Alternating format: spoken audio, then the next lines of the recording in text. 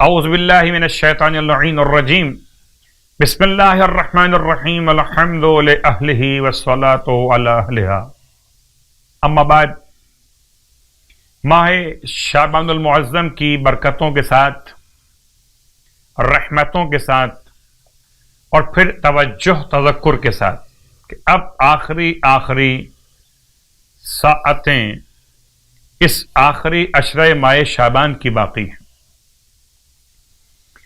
جیسے کہ اس سے پہلے بھی بیان کیا جا چکا کہ ماہ مبارک شعبان کی ایک مخصوص مناجات بھی،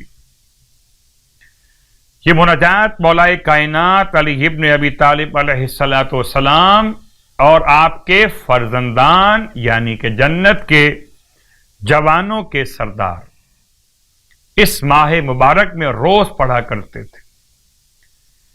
تو کہ ہم نے پچھلے دروس میں بیان کیا ماہ مبارک شعبان کی مخصوص صلوات کو، اور اب کچھ جملے اس مخصوص مہینے کی مناجات کے سلسلے میں۔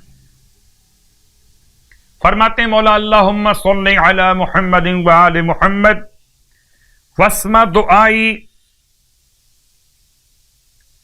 تو سن لے میری دعا کو درود محمد اور آل محمد کے ساتھ۔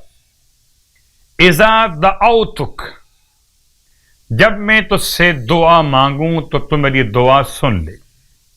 واسمع ندائی، اور میری پکار کو سن لے جب میں تجھے پکاروں۔ ایک ہے ندا، ایک ہے دعا۔ دعا اور ندا میں کیا فرق؟ ندا زور سے پکارنا، دعا آہستہ اور زور سے، دونوں پر اس کا اطلاق ہوتا ہے۔ وَأَقْبِلْ عَلَيَّ إِذَا نَاجَيْتُكَ، اور ایک خدا قبول کر لے جب میں تجھ سے سرگوشی میں کچھ کہنا چاہوں۔ اس مناجات کے بہترین کلمات کے ساتھ آج کی رات کی مخصوص نماز، سرکار ختم یہ مرتبہ صلی اللہ علیہ وآلہ وسلم ارشاد فرماتے ہیں کہ کوئی اگر آج کی رات یعنی کہ شب 22 ماہ شعبان میں 2 رکعت نماز پڑھے، ہر رکعت میں الحمد کے بعد 1 مرتبہ سورہ کافرون، اگر یاد نہ ہو دیکھ کے پڑھ لی سورہ کافرون، اور 15 مرتبہ سورہ اخلاص پڑھے 2 رکعت نماز، تو خداوند عالم اس کا نام سچے افراد کے ناموں میں شامل فرما لیتا ہے، اور روز قیامت اسے انبیاء رسولوں کے گروہ کے ساتھ مشہور فرمائے گا۔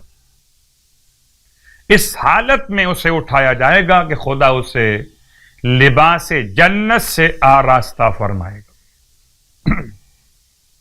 ماہ مبارک کے شعبان کے